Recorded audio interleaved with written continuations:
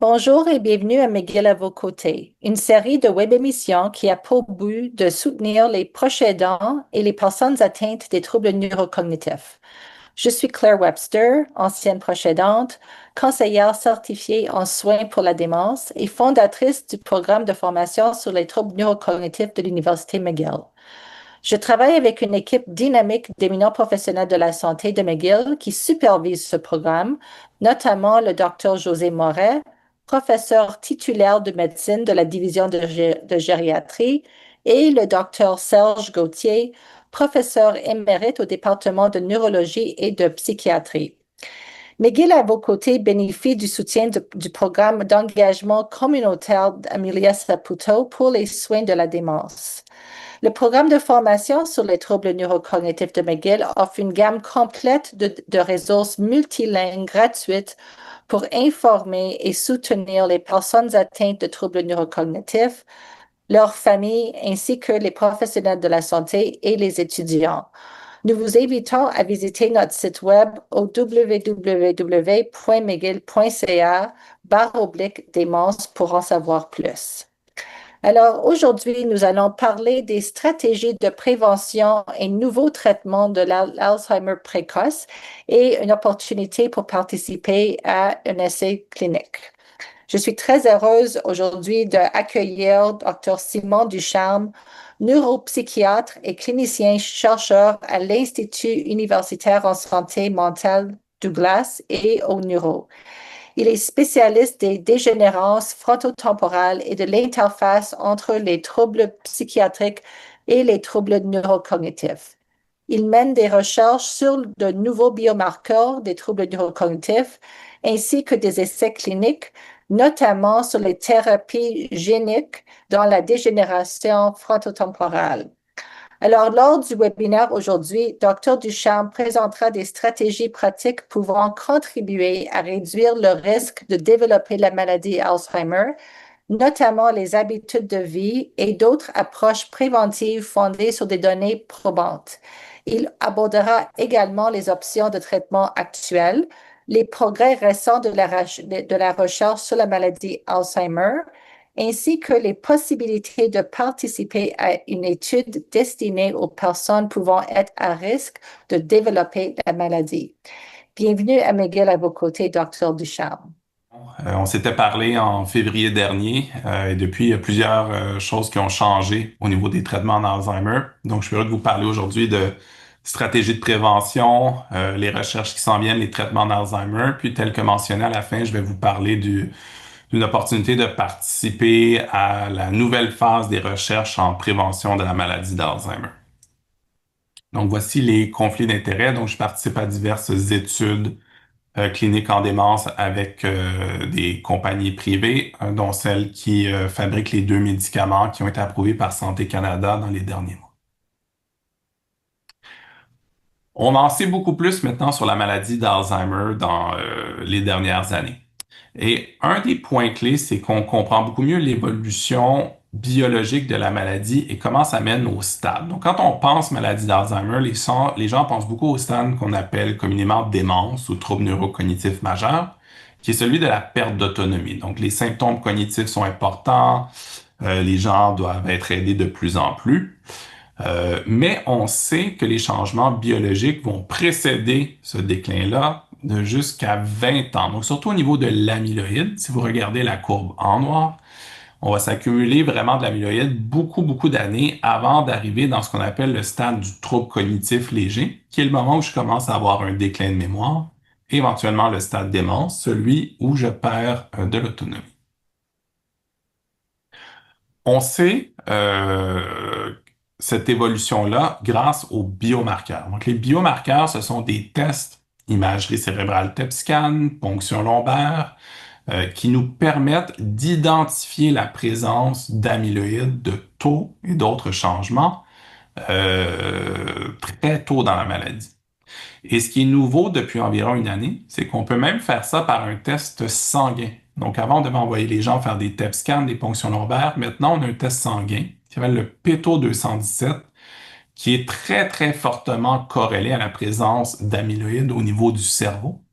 Et donc, c'est un test maintenant qui nous permet de confirmer beaucoup plus facilement la présence d'amyloïdes, donc qui est essentiel à un diagnostic de maladie d'Alzheimer, mais aussi ça ouvre la porte à une détection présymptomatique, donc on ne fait pas encore en clinique, mais qui commence à faire partie de nos outils de recherche, donc détecter la présence biologique de la maladie d'Alzheimer avant l'apparition des symptômes.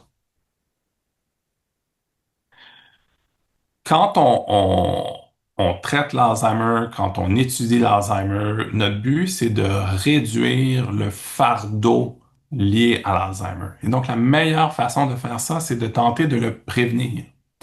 Donc, vous avez probablement entendu beaucoup de reportages ou de gens dire que la démence est en augmentation, ça devient de plus en plus important. C'est vraiment le contexte d'une population qui augmente encore et qui vieillit. Donc, comme c'est des maladies très associées au vieillissement, si la population vieillit, on a plus de cas. Par contre, il y a une bonne nouvelle qui est cachée à travers tout ça, c'est que le risque au niveau individuel, il a diminué dans les dernières décennies. Donc, si on regarde le risque qu'une personne elle-même développe la démence ou le risque de démence par population, par 100 000 personnes, mettons, le risque a baissé. Et ça vient de différents facteurs. Ça vient de meilleures habitudes de vie, moins de tabagisme, et aussi un meilleur traitement des facteurs de risque vasculaire comme la haute pression et le diabète. Donc, ça nous démontre qu'au niveau individuel, on peut faire des changements qui vont réduire le risque dans le futur. En maladie d'Alzheimer, c'est sûr qu'il y a des composantes génétiques, il y a l'aspect de vieillissement qui est très important, donc les aspects qu'on ne peut pas contrôler. Par contre, il y a 14 facteurs de risque modifiables qui ont été déterminés. Donc ça, ce sont des facteurs de risque que l'on peut changer. Pour certains, c'est plus au niveau sociétal, mais il y en a plusieurs au niveau individuel qui sont responsables pour une partie des cas de démence. Puis on pense qu'il y a jusqu'à 45% des cas de démence qui pourraient être évités si on avait un contrôle parfait de tous ces facteurs de risque-là.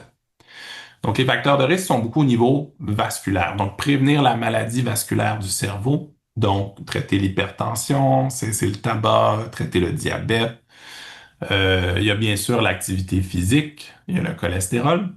Si vous regardez la figure sur la droite, vous allez voir aussi des facteurs de risque peut-être un peu moins connus. Comme par exemple, ici, on a la perte d'audition, qui est responsable pour un pourcentage surprenamment élevé des cas de démence, ainsi que la perte de vision.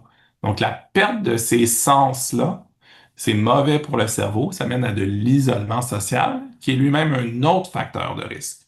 Donc, on a vraiment plusieurs cibles sur lesquelles on peut intervenir.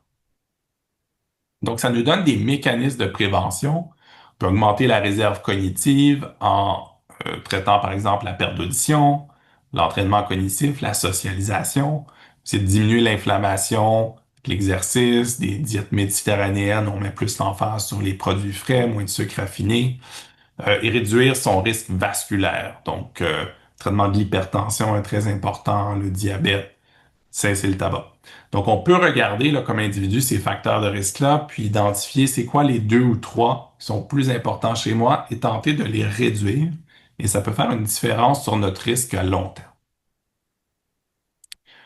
Lorsque toutefois la maladie s'est installée, donc la personne a commencé à avoir un déclin cognitif, des pertes de mémoire, l'Alzheimer est en installation et a commencé sa phase dégénérative.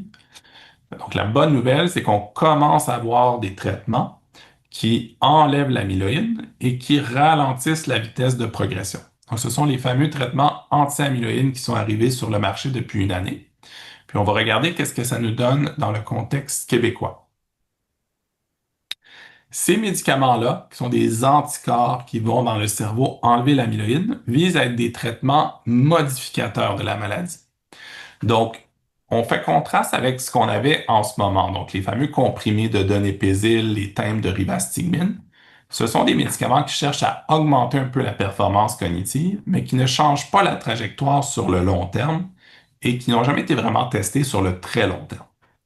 Ici, notre nouvelle classe de traitement vise à ralentir la progression, donc la courbe orange. Et ce que ça nous donne, c'est que plus le traitement est dans le long terme, plus la différence de bénéfice va augmenter. Petit au début, plus grande à la fin. Donc ça, c'est l'effet qu'on appelle modificateur de la maladie. La maladie d'Alzheimer, c'est une maladie complexe. Donc, on va parler de traitement contre l'amyloïde. L'amyloïde, c'est central, ça vient au début. Les gens qui produisent trop d'amyloïde génétiquement ont des formes d'Alzheimer très agressives, très jeunes. Donc, c'est vraiment un des éléments clés. Par contre, c'est une maladie qui a plusieurs facettes. Le taux, l'inflammation, les fonctions des mitochondries et l'acétylcholine. Donc, c'est sûr qu'un traitement qui ne cible que l'amyloïde va peut-être améliorer une partie, mais pas tout. Mais ça nous fait aussi un premier bloc dans peut-être ce qui va devenir des traitements séquentiels ou multiples pour essayer d'aller adresser le plus possible de ces fonctions-là. Donc, nous avons deux médicaments, le lecanemab, commercialisé sous le nom de Leqembi, et le donanemab, commercialisé sous le nom de Kisunla. Donc, ce sont des anticorps qui enlèvent l'amyloïde.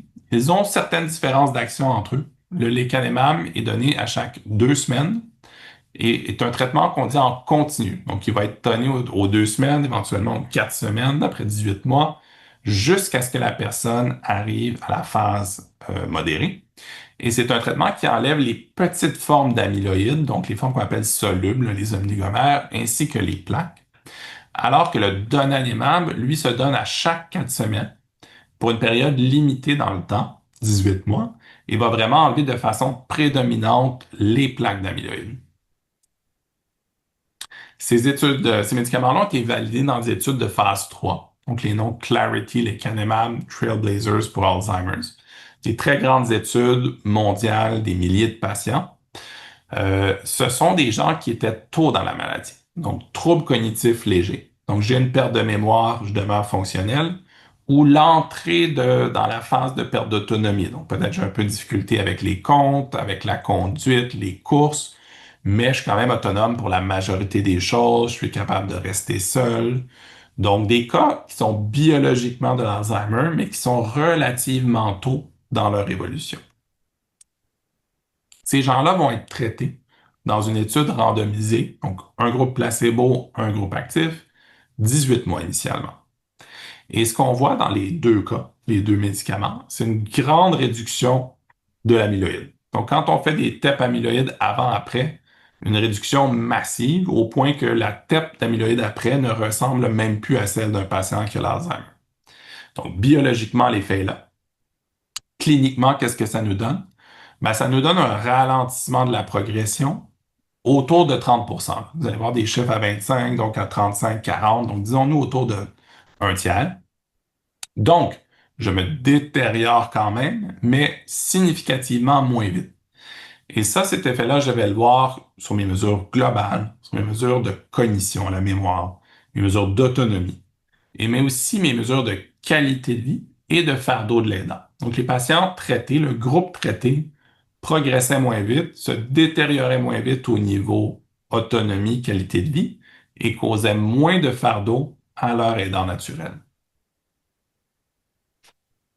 Donc, ce que ça nous donne, c'est une différence qui va augmenter à travers le temps. Donc, c'est vraiment, quand on parlait de l'effet modificateur de la maladie, donc comparer la progression en orange, ça c'est les patients traités lecanemab, à la courbe en bleu pâle. Donc ça, ce sont ce qu'on appelle des contrôles historiques. Une étude qui s'appelle ANI, où on suivait des gens non traités. Et ce qu'on voit, c'est que les gens traités à 18 mois ici, ils ont une petite différence. C'est pas gigantesque, mais elle est là. Mais quand on est rendu à 4 ans, la différence est grandement amplifiée. Donc, on a vraiment un traitement qui ralentit l'évolution. Et donc, à travers le temps, l'effet devient de plus en plus significatif. Concrètement, on le vire de l'autre côté. Ce qu'on vise en traitement de maladie d'Alzheimer, c'est on vise de repousser la perte d'autonomie. Donc, si on regarde le stade modéré, qui est une perte d'autonomie un petit peu plus grave, là, je commence à avoir des difficultés avec des choses plus de base, me laver, m'habiller, manger. Donc, vraiment un stade à partir duquel la qualité de vie diminue. Mais on voit que les patients traités sur une période de 4 ans ont plus de la moitié moins de chances de se rendre à cet état-là de démence modérée sévère. Donc, on peut quand même atteindre le stade modéré sévère, mais le risque de se rendre là, donc on achète du temps dans la phase plus autonome. Sur 4 ans, c'est comme si on sauvait à peu près une année en moyenne. Je viens de vous montrer le lecanemab, le deuxième médicament qui a été approuvé par Santé Canada il y a quelques semaines, qui est le donanemab. Donc, les différences à chaque 4 semaines, traitement limité dans le temps de 18 mois, démontrent sur une période de 3 ans globalement le même effet. Donc, on va voir la même chose. Ralentissement de progression, 30-35% cognitif, global. Donc, on enlève aussi beaucoup l'amyloïde, en fait, même plus qu'avec le lecanemab. Et donc, on va chercher globalement un bénéfice similaire. Et de même, on réduit le risque de progression au stade suivant. Donc ici, c'est une mesure un petit peu plus stricte. Là, on regarde le stade suivant, la prochaine étape, et on le réduit. Encore une fois, vous voyez un peu le même chiffre, là, 27% autour de 30%. Donc, on ralentit la progression au stade suivant. Donc, c'est bien. On aurait aimé ça que ça arrête la maladie, que ça la renverse. C'est pas le cas ici, mais on vient ralentir l'évolution. Si vous avez lu un peu sur ces médicaments-là, vous avez sûrement vu passer que ce ne sont pas des médicaments qui sont sans risque. Donc, ce sont des médicaments qui peuvent causer des réactions d'édème au niveau du cerveau ou de microsegments, ce qu'on appelle dans le langage médical les ARIA. Donc, les ARIA, il faut savoir que ça peut se produire spontanément avec la maladie d'Alzheimer. C'est pas quelque chose qui est complètement nouveau en maladie d'Alzheimer. Ça arrive même chez les patients non traités. Par contre, surtout les réactions d'édème vont être beaucoup plus fréquentes chez un patient qui prend un traitement anti-amyloïde. Donc, on voit ça, c'est inquiétant. Par contre, en pratique, si on regarde ça plus concrètement, ça se gère très bien pour différentes raisons. Donc, si on regarde l'incidence des réactions d'arrière, par exemple, avec le lecanemab, donc aussi, on voit un autour de 17%. Ça, c'est le 17% vraiment pour ce qu'on appelle la population canadienne, là où on n'a pas les homozygotes E4. 7% placebo. Donc, on voit il y a une partie qui serait passée de toute façon, mais disons un 10%. La grande majorité de ces réactions-là vont être asymptomatiques, c'est-à-dire qu'on le sait parce qu'on a fait des résonances magnétiques de suivi, mais le patient n'a eu aucune conséquence. Si on regarde les réactions édème segment qui donnent des symptômes, peu importe lesquels, on est à 2%. Et si on regarde les symptômes plus significatifs, 0,7%. Donc, symptômes plus significatifs, on parle de symptômes assez pour avoir une visite à l'urgence, une perte de fonction moins temporaire, jusqu'à des trucs plus graves qui vont donner comme un AVC. Donc, on échange un 30% de ralentissement de progression contre environ un 0,7% d'effets secondaires modérés à sévères. Donc, après ça, c'est à chaque personne de regarder ça, puis à choisir qu'est-ce qui est le scénario préférable. Les ARIA ont tendance à survenir surtout dans les premiers 6 mois. Donc, c'est pour ça que dans les premiers 6 mois, il va y avoir beaucoup de résonance magnétique avant, après certains traitements. Une fois qu'on est passé 6 mois, c'est beaucoup plus simple. On peut diminuer la fréquence des suivis et en général, on peut continuer de façon sécuritaire. Donc, c'est pour qui ces médicaments-là? Ben, c'est vraiment pour les gens qui ont biologiquement la maladie d'Alzheimer, donc prouvée par biomarqueurs qui sont tôt dans la maladie. Donc, on parle de MMSE 22 ou plus, peu d'atteintes fonctionnelles, qui ne sont pas porteurs du génotype E4-E4. Donc, ça, c'est un génotype qui augmente beaucoup le risque d'Alzheimer, mais qui augmente aussi beaucoup le risque d'édème. Donc, ça va être une contre-indication. On doit le tester avant et ne pas le prescrire à ceux qui sont porteurs. On doit avoir une résonance magnétique dans les 6 mois avant. Donc, on ne va pas donner le médicament aux gens qui ont déjà des microsegments ou ce type d'anomalie. Et ça doit vraiment être une décision partagée pour plusieurs facteurs. Donc, c'est vraiment qui sont quand même assez compliqués. On parle d'infusion aux 2 semaines lecanemab, aux 4 semaines donanemab, pendant des longues périodes, rendez-vous d'IRM, donc il ne faut pas manquer les rendez-vous. Donc, ça prend un bon système de soutien qui est en place. Il y a des contre-indications. Donc, j'ai parlé des acanthomozygotes, des segments au scan. On doit aussi ne pas avoir une prise d'anticoagulants. Donc, les médicaments qui éclaircissent le sang, sauf l'aspirine à basse dose, vont être des contre-indications. Et globalement, on doit être en bonne santé sur le point de vue médical. On ne doit pas avoir un trouble autre qui est considéré comme instable et qui pourrait nuire au traitement. Vous avez peut-être entendu que ces médicaments-là ne sont pas couverts par l'assurance médicaments liée à la RAMQ. Ça dérive d'une décision négative de l'INES. L'INES, c'est l'organisme qui évalue la pertinence des médicaments.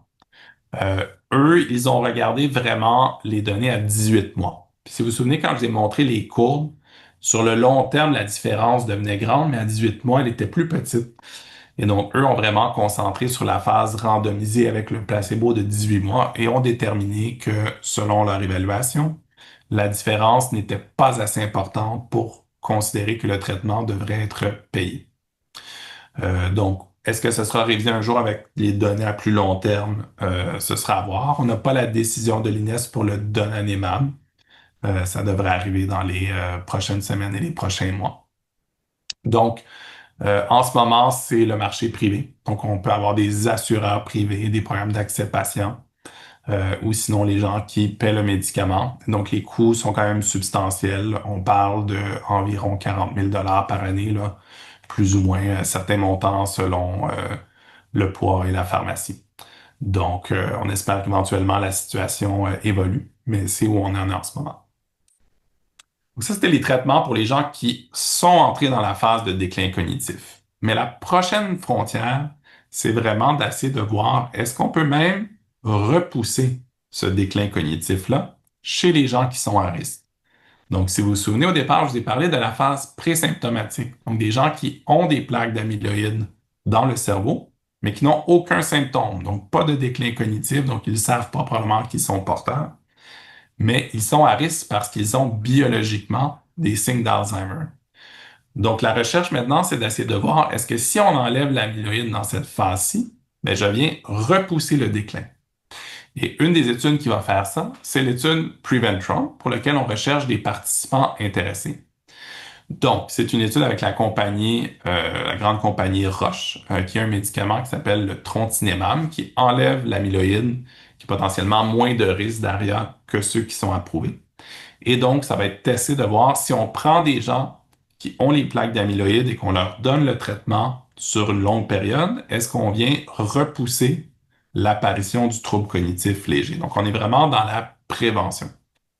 Donc, ce qu'on cherche, c'est des gens qui ont entre 55 et 80 ans, qui sont préoccupés de leur risque de maladie d'Alzheimer, mais qui n'ont pas de diagnostic. Donc, c'est pas des gens qui ont un déclin cognitif. On cherche des gens qui sont globalement en santé, mais qui sont inquiets de leur risque. Ça peut être parce qu'ils ont une histoire familiale de maladie d'Alzheimer. C'est pas essentiel, mais c'est sûr que ça augmente le risque. Et donc, les gens qui sont intéressés vont pouvoir contacter le programme de recherche. Et en juillet, on commençait à faire des dépistages par le sang. Donc, la personne intéressée vient, signe le consentement, fait un test de sang tout simple, qui va être envoyé pour le test PETO 217, qui va nous dire si c'est anormalement élevé ou si c'est normal. Si c'est normal, ben, bonne nouvelle pour le participant, on l'informe et ça s'arrête là. Si le test est élevé, ben là, la personne devient éligible à la prochaine phase. Il va y avoir des tests plus poussés pour confirmer qu'il y a présence d'amyloïde. Et si c'est le cas, ben là, la personne devient éligible à recevoir le traitement bien encadré dans le protocole de recherche pour voir si on peut repousser l'apparition des symptômes. Dans le cadre d'une recherche comme ça, il n'y a aucun coût pour les participants, donc tout est couvert par l'étude. Donc, les gens qui pourraient être intéressés, vous avez sur la droite un code QR qui va vous mener à un sondage bref pour entrer vos informations contact puis un peu d'informations à votre sujet. Donc, pour être recontacté. Vous pouvez aussi directement prendre les informations, le courriel à l'écran, le numéro de téléphone, le site web. C'est une étude qui va être faite sous ma direction à la clinique de recherche GP, qui est en face du Centre universitaire Santé McGill Glenn.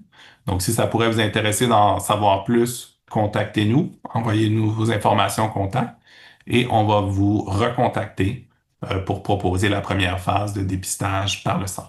Donc, je remercie tout le monde pour leur écoute aujourd'hui. Puis merci à Claire pour l'invitation.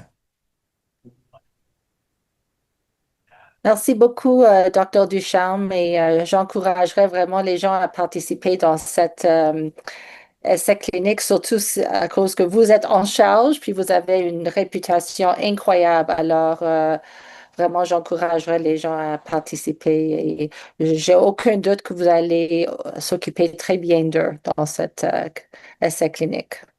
Bien, merci beaucoup. Merci beaucoup, Docteur Ducharme, d'avoir été avec nous aujourd'hui, d'avoir partagé votre expertise et vos connaissances médicales. Nous espérons sincèrement que ce webinaire aujourd'hui vous a permis de mieux comprendre ces nouveaux traitements récemment approuvés par Santé Canada aussi. Alors, cette web émission est une initiative du programme de formation sur les troubles neurocognitifs de McGill qui est financé par des dons privés. Pour faire un don ou pour en savoir plus sur notre programme, veuillez visiter notre site web à www.mcgill.ca/démence. Merci d'être avec nous aujourd'hui.